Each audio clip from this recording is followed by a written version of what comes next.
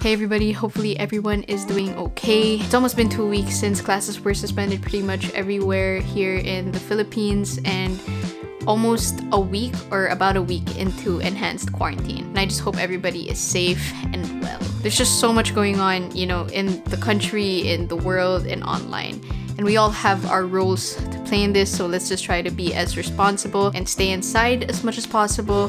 So yeah, practice proper hygiene and stay healthy. And with that being said, hopefully everybody is inside, so I thought, why not talk about some movies and series? So in this video, I will be talking about a few that I love and enjoy, and hopefully you guys would enjoy as well. Full disclosure, I'm not saying I have amazing taste in cinema or anything like that. I just like to watch movies and series, and I like to talk a lot, hence this video.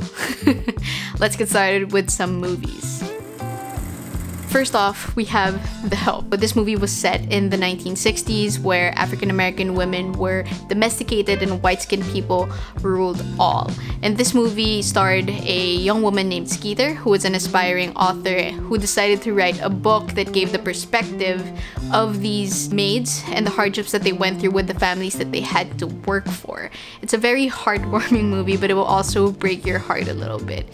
So yeah, it stars a lot of celebrities, like Emma Stone, Viola Davis, Octavia Spencer, and a whole lot more. It's a really good movie.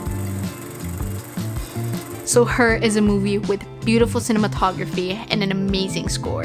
I'm not 100% sure if that's the way to say it, but it's one of the reasons why I love this movie so much. This movie is set a little further into the future and stars a Theodore Twombly, a writer that's in the middle of a divorce. I don't want to give too much away, but this movie is all about being human and connecting with other people, relationships, and the vulnerability that comes with that. It's a beautiful film, and if you enjoyed Joaquin Phoenix's performance in Joker, I'm pretty sure that you guys won't be disappointed by this either. Crazy Stupid Love is my favorite rom-com of all time, and I don't even know how many times I've rewatched it. It's light, it's funny, it has Michael Scott and Ryan Gosling. If you don't know who Michael Scott is, that's Steve Carell. It's a really good movie. It talks about a lot of people, and it gives the perspective of those people and their experience with love. It sounds a little cheesy now that I'm saying it, but it's a really good movie either way. It's basically Ryan Gosling teaching Michael Scott how to flirt. Be better than the gap. Back to more serious movies. Midsommar. It's something. I honestly have a little bit of a hard time describing this movie, and if you watch it, you'll understand why. So it's about a group of Americans who fly to Sweden for a 9-day midsummer festival, and they go there to immerse themselves in Swedish culture, but you know, crap's gonna hit the fan. And I'm just gonna give a little warning that this movie does get very, very graphic, so if you're not comfortable with seeing disturbing things, this movie might not be for you. But if you are comfortable with seeing some pretty gnarly stuff, then be my guest. This movie has a lot of mixed opinions, I guess, because some people really love it, some people downright hate it. I personally appreciate it for what it is, so I guess I kind of love it. What's the first rule of Fight Club? We do not talk about Fight Club. And another one starring good old 90s Brad Pitt. Seven is a story about two detectives, a veteran and a rookie, who try to catch this serial killer who bases his victims on the 7 deadly sins. Now this movie is kind of a slow burn, so don't give up on it in the first 30 minutes because it will pick up. Although it is a little dark and disturbing, it's still a really good, intense thriller. I think you can see that I have a little shrine to Friends. This is a black and white, like 1,000-piece puzzle. I don't know, it was a gift. I'm not gonna be saying Friends, even though it's like my favorite sitcom of all time. But yeah, moving on to series. And starting the list off strong, Breaking Bad has to be one of the best series ever. That's just my opinion though, but it's true. So the story revolves around this man named Walter White, who is just your average Joe chemistry teacher who finds out he's terminally ill, then panics because he needs to secure his family financially. He then bumps into his old student named Jesse Pinkman, who is in the business of drugs. So he decides to start manufacturing methamphetamine and partners up with Jesse to sell it, because you know, what could go wrong, right? A lot. This series has to have one of the best forms of character development, consistent character development. But yeah, great characters, great story, great everything. Breaking Bad. Also, it's on Netflix. Next up, we have The Office, which is a mockumentary type series which follows the employees of Dunder Mifflin through their workday and pretty much their entire lives for 9 years.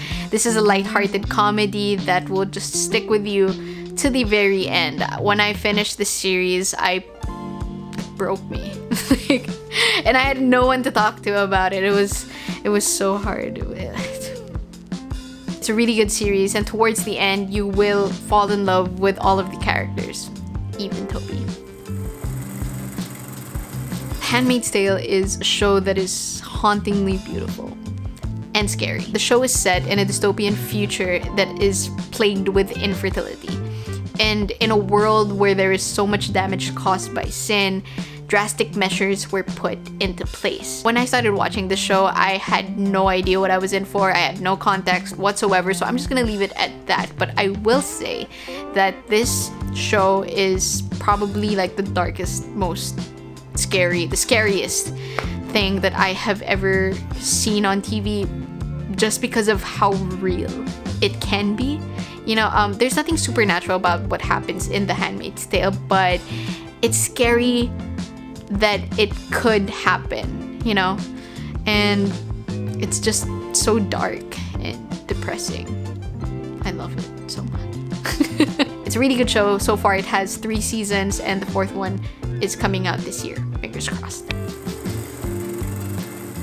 On a much lighter note, we have The Good Place, which is a show based on heaven and hell, but it's showcased in a very funny and fresh way. It's about 4 people named Eleanor, Chidi, Jason, and Honey, and they're just trying to figure out life in the afterlife. I don't want to give anything away. I know I keep saying that, I don't want to spoil, but this is a really good show that I think doesn't get the attention that it deserves. It's a feel-good show with a very strong message, so yeah. I don't think a lot of people know about Bates Motel. I think it's a very underrated show. So the story is actually based off Alfred Hitchcock's Psycho from 1960, but is a prequel to that because this show features a young Norman Bates. So basically it showcases why Norman became the way he is, why he's so weirdly attached to his mother, and all of that good, deep, dark, depressing stuff. It also stars Charlie from Charlie and the Chocolate Factory, which is Freddie Highmore and Vera Farmiga, which are both amazing actors. Reply 1988. Now, I don't watch a lot of K-dramas. I maybe watched a handful of them, so I get very particular when I start watching them. But Reply 1988 was quite the game changer for me. So it follows 5 friends who grew up on the same street, and they just kind of grew up together in the 80s. It was such a refreshing take on youth, considering how different it is to like today and series today. But yeah, it's not all about love. It also places importance on family and family values that will hit you hard. Towards the end of this series, I was bawling like a baby. I didn't expect that to happen. Get ready for some high intensity feels. So that's pretty much that for this little talk on movies and series. Hopefully you guys enjoyed this video. Hopefully you guys will watch some of these because these are really good shows in my opinion, at least. And if you have watched these, leave a comment below because I do love talking about stuff like this. So yeah, stay safe, wash your hands, practice proper hygiene, stay healthy. I'll see you in the next video.